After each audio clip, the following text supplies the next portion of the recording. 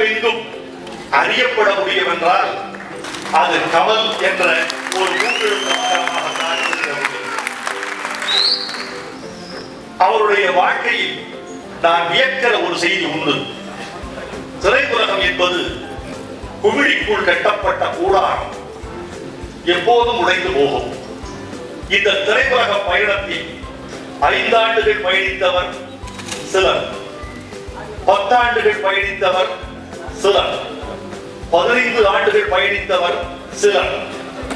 ஜாம்பவான்களும் சரித்திரம் படைத்தவர்களும் 25 முதல் 30 ஆண்டுகள் இதில் பயணப்பட்டிருக்கிறார்கள். எனக்கு தெரிந்து 50 ஆண்டுகள் பயணப்பட்டிருக்கிறார்கள். இது சாதாரணமல்ல தோழர்களே. நான் உங்களுக்கும் அவருடைய வாழ்வின் மூலமாக ஒரு செய்தியை சொல்ல வேண்டும் என்று விரும்புகிறேன். ஒரு சின்ன தடை போதும் ஒருவனை அவன் குறையிலிருந்து அகற்றுவதற்கு. தன்னை காப்பாற்றிக் கொண்டு தன் கலையை காப்பாற்றிக் கொள்வதற்கு அவன் எவ்வளவு கவனமாக பாடுபடுகிறார் என்பதை நான் அருகிருந்து பார்க்கிறேன். ஒரு துறையிலிருந்து ஒருவரை அகற்றுவதற்கு ஒரு வக்கீல் நோட்டீஸ் போதும், ஒரு வருமான வரி போதும், உடல் உபாதை போதும், வாழ்வியல் சிக்கல் போதும், ஒரு நீதிமன்ற தீர்ப்பு போதும், ஒரு நஷ்டம் போதும், ஒரு தோல்வி போதும். இது எல்லாவற்றையும் கடந்து நான் அசைக்க முடியாத கலைஞர் என்று 50 ஆண்டுகள் பயணப்பட்டு வருகிறவர் கமல் அவர்கள். தூங்காவனத்தில் ஒரே ஒரு பாட்டு தான்.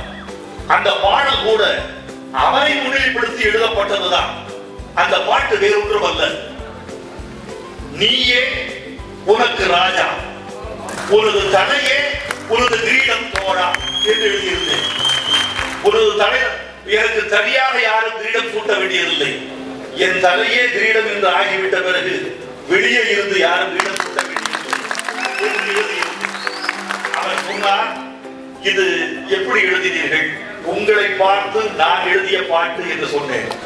அவர் பாடும் போது சொன்னார், இது என்னை பார்த்து நீங்கள் எழுதிய பாட்டுதான், ஆனால் நான் ரசிகரை பார்த்து பாடுகிற பாட்டு.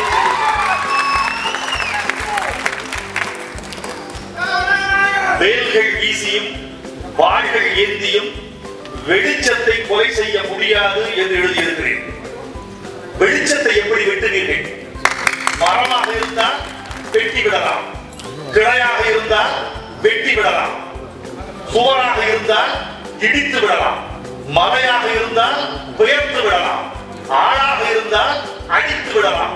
வெளிச்சத்தை எப்படி வெட்டுவீர்கள்? வெளிச்சத்தை எப்படி கொலை செய்வீர்கள்?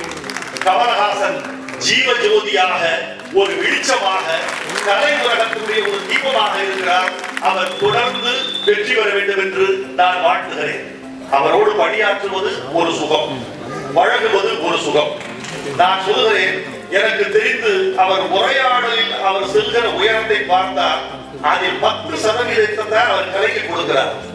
அவர் முழுக்க தன் அறிவை இறக்கி வைப்பதற்கு சினிமாவுக்கு வயிறு போறார். சினிமா அவரது ஜீவிக்கு தெரியாது. சினிமாவுக்கு எவ்வளவு ஜீரண உறுப்பு இருக்கிறதோ, சினிமாவுக்கு எவ்வளவு ஜீரண சக்தி இருக்கிறதோ, அந்த அளவுக்கு மட்டும் நான் பத்தி வைக்கிறேன் என்று சொல்லக்கூடிய வரவன். இன்றைக்கு அவர் எடுத்திருக்கிற உயரம் மிகப்பெரிய உயரம். அவர் பெயரை சொன்னால் இந்த ஹாலிவுட்டில் தெரியும். தமிழ்நாட்டுக்கு வெளியே உச்சரிக்கப்படுகிற ஒரு கலை பெயர்களில் முக்கியமான பெயர் கமல். இந்த உயரத்தை அடைவதற்கு அவர் பட்ட பாடுகளை நீங்கள் கணக்கு எடுத்துக் கொள்ள வேண்டும் தோழர்களே. யாரும் அதிர்ஷ்டத்தை நம்பி நிற்க முடியாது, துணைவர்களை நம்பி நிற்க முடியாது. நான் எழுதினேன், கை ரேகைகளை நம்பாதே, கை ரேகை தேய தேய உழைப்பதை நம்பு என்று எழுதினேன். அப்படி நம்புகிறேன். ஒரு செய்தி சொல்ல வேண்டும், அவருடைய அறிவு கூர் வைத்து ஒரு செய்தி சொல்ல வேண்டும். ஒரு மேடையில் நான் இருக்கிறேன், இயக்குனர் சிகரம் பாலச்சந்தர் அவர்கள், எங்களால் மறக்க முடியாத ஒரு பெருமகன், அவர் இருக்கிறார். கமலை பாராட்டுகிறார். பாராட்டுகிற போது சொன்னார், அவருடைய அறிவு கூர்மைக்கு எடுத்துக்காட்டி சொல்ல வேண்டும் உங்களுக்கு, அதை சொல்லுகிறேன். பாலச்சந்தர் அவர்கள் சொன்னார், கமல் நான் வளர்த்த பையன் தான், ஆனால் என்னை விட உயரமாகிவிட்டார் என்று சொன்னார். இப்போது அவரை தொடுவதற்கே எனக்கு ஒரு தூரம் வந்து விட்டது. என்னை விட உயரமாக இருக்கிறார் என்று சொன்னார்கள். அவை அடக்கமாக கமல் மேடைக்கு வந்தார். பாலச்சந்திரன் அவர்கள் குருநாதர், அவரால் வளர்க்கப்பட்டவன் தான் சிறுவன், என்னை விட அவர் உயரமாகி விட்டதாக சொல்கிறார். குழந்தைகளை தகப்பன் தூக்கி கொஞ்சுகிற போது குழந்தை உயரமாகத்தானே இருக்கிறது. மறக்க முடியாத ஒரு மேடை உரையாடல், மேடை பதில் என்று நான் என் மனதில் பதிவு செய்திருக்கிறேன். கமல் அவர்களே, உங்கள் தூரம் இன்னும் ரொம்ப தூரம் இருக்கிறது. உங்கள் வயது 60 என்று கேலண்டர் சொல்லுகிறது. உங்கள் வயது 30 என்று எங்கள் மனது சொல்லுகிறது. நீங்கள் உழைப்பீர்கள், உழைப்புக்கேற்ற வெற்றி அடைவீர்கள். தூங்காமலம் மிகப்பெரிய வெற்றி பெற வேண்டும் என்று நான் விரும்புகிறேன். கமல் போன்ற கலைஞர்கள் தோல்வியே பெறக்கூடாது. அவர்கள் வெற்றி கொண்டே இருக்க வேண்டும். இவர்கள் வெற்றி பெறுகிற வரைக்கும் தமிழ் கலைக்கு நல்லது, திரையுலகம் என்ற தொழிலகத்துக்கு நல்லது, தொழிலாளர்களுக்கு நல்லது. இவரால் உண்டாக்கப்படுகிற வெற்றியால் கிடைக்கக்கூடிய பணம் மீண்டும் கலையுலகத்திலேயே வந்து பொருள்கிறது என்பதை நான் அறிவேன். அதனால் அவர் வெற்றி பெற வேண்டும். தன்னோடு பணியாற்றுகிறவர்களை வளர்த்து பார்க்க வேண்டும் என்ற ஆசை அவருக்கு உண்டு. இந்த படத்தை இயக்கி இருக்கிற ராஜேஷ் ஒரு பெரிய வாய்ப்பை பெற்றிருக்கிறார்.